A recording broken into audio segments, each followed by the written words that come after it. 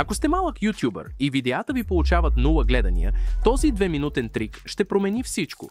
Ще ви покажа скритите настройки, които повечето създатели дори не знаят, че съществуват. Ето жестоката истина.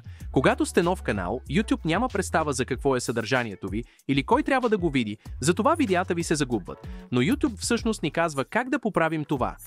Според YouTube, новите канали трябва да разчитат на метаданни, вашите заглавия, описания и други сигнали, за да помогнат на алгоритъма да разбере вашето съдържание. Но има 3 тайни настройки, които повечето създатели никога не докосват, които буквално учат алгоритъма кой сте вие, кой трябва да види вашите видеа и карат YouTube да започне да препоръчва вашето съдържание на правилните хора. Ще ви преведа през всяка една от тях. И така, нека започнем с първото ключови думи на канала. Това са невидими ключови думи, които описват целия ви канал, не само отделни видеоклипове. Ето как. Кликнете върху снимката на профила си. Отидете в YouTube Studio, след това кликнете върху Настройки, след това Канал. Ще видите секция за ключови думи, която 99% от създателите оставят празна. Добавете общи ключови думи, като фитнес или финанси или каквото е вашият канал, но също така добавете дълги фрази, които вашата аудитория наистина търси. Вместо само фитнес, добавете как да отслабнете бързо или домашни тренировъчни програми.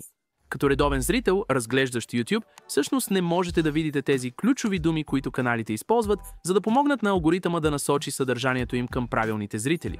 Но с инсталираното разширение TubeBuddy можете да шпионирате ключовите думи на канал.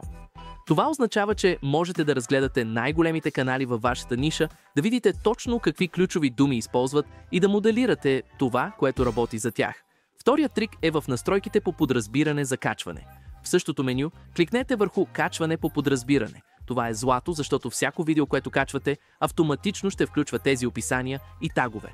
Това, което искам да направите тук, е да напишете описание за вашия канал, за какво става въпрос, на кого помагате, какви теми обхващате. Ако имате нужда от помощ, просто погледнете описанието на това видео, но мислете за това като за вашето кратко представяне на канала. Сега, всеки път, когато качвате ново видео, YouTube автоматично ще попълва цялото това описание. А над него можете просто да добавите каквото персонализирано описание имате за конкретното видео. Това спестява много време и гарантира, че всяко видео има подробна информация в описанието, което помага на алгоритъма да насочи вашето видео към правилните зрители.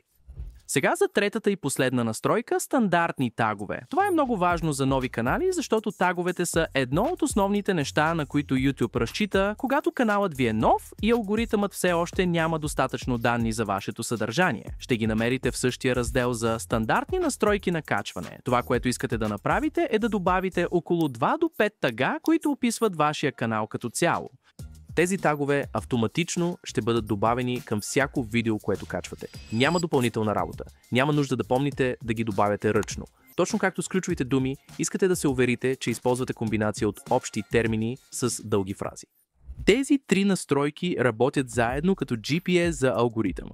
Те казват на YouTube точно къде да насочи вашето съдържание, за да могат видеята ви да бъдат препоръчани на повече хора.